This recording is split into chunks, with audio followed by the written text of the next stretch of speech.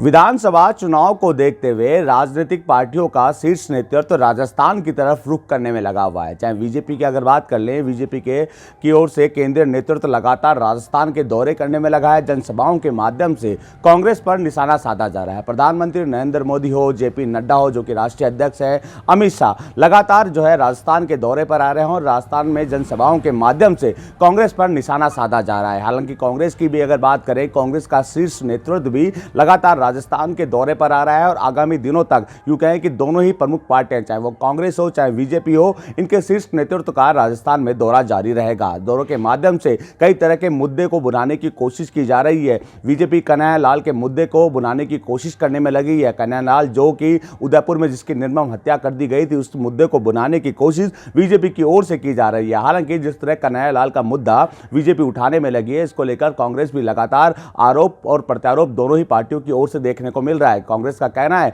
कि कन्हैयालाल के मामले में जो है पुलिस की ओर से तुरंत कार्रवाई करते हुए अपराधियों को हिरासत में ले लिया, लेकिन बीजेपी के पास कोई मुद्दा नहीं है, इसलिए आज जो है अगलन बातें करने में लगी है। बीजेपी हालांकि विकास के बात नहीं करती है, 9 साल में केंद्र सरकार ने कितने काम किए उस मुद्दे पर बात नहीं करती है, केवल यहां पर आकर जनता को गुमराह करने का काम कर रही है। लेकिन राजस्थान की जनता सब कुछ समझ चुकी है। कांग्रेस का कहना है कि हमने जिस तरह विकास की गंगा बहाई है, विकास के मुद्दों को लेकर हम जनता के बीच में जा रहे हैं और जनता का समर्थन भी हमें मिल रहा है। हालांकि कांग्रेस तो विकास की बात करने में लगी है, लेकिन बीजेपी की अगर बात करें, बीजेपी भ्रष्टाचार, महिला उत्पीड़न के मामले को लेकर लगातार कांग्रेस सरकार को घेरने का काम कर रही है। हालांकि भ्रष्टाचार का मुद्दा इससे पूर्व में भी बीजेपी की ओर से उठाया गया था, लगातार सड़कों पर उतरकर प्रदर्शन बीजेपी की ओर से किया गया था। लेकिन महिला उत्पीड़न हो, बच्चों के साथ दुष्कर्म के मामले हो, इस मुद्दे को बुलाने की पुरजोर तरीके से कोशिश की जा रही है। बीजेपी के जो उम्मीदवार है लगातार जिस तरह सड़कों पर उतर रहे हैं, सड़कों पर उतरकर लगातार कांग्रेस पर आरोप लगाने की कोशिश की जा रही है और आरोप भी लगाए जा रहे हैं महिला उत्पीड़न के मामले को लेकर।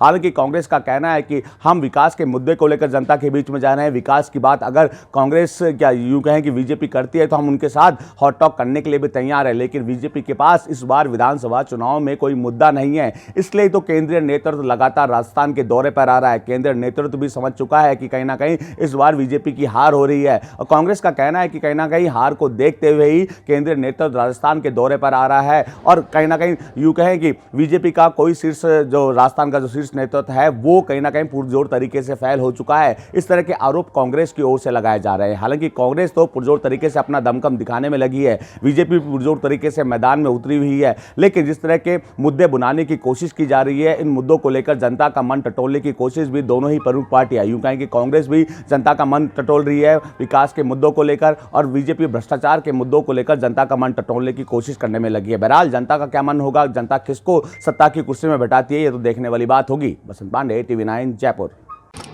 मैं हमारी 500 रुपए में गैस सिलेंडर गारंटी को वोट दूंगी। मैं 25 नवंबर को ईवीएम मशीन पर हाथ का बटन दबाकर कांग्रेस को वोट दूंगी। गारंटी है ये कांग्रेस की गारंटी है।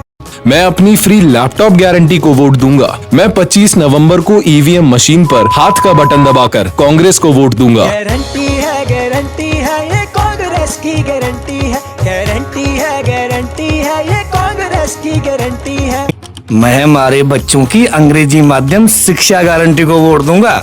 मैं 25 नवंबर को ईवीएम मशीन पर हाथ का बटन दबाकर कांग्रेस को वोट दूंगा। गारंटी है ये कांग्रेस की गारंटी है। मैं हमारी 15 लाख की आपदा राहत बीमा गारंटी को वोट दूंगा। मैं 25 नवंबर को ईवीएम मशीन पर हाथ का बटन दबाकर कांग्रेस को वोट दूंगा। गारंटी है ये कांग्रेस की गारंटी है। मैं हमारी 2 रुपए किलो गोबर खरीद की गारंटी ने वोट दूंगा।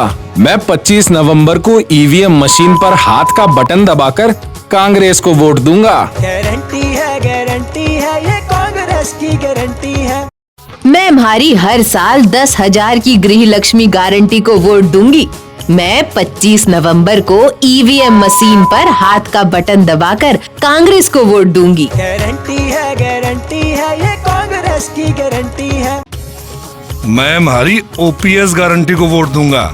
मैं 25 नवंबर को ईवीएम मशीन पर हाथ का बटन दबाकर कांग्रेस को वोट दूंगा। गारंटी है ये कांग्रेस की गारंटी है।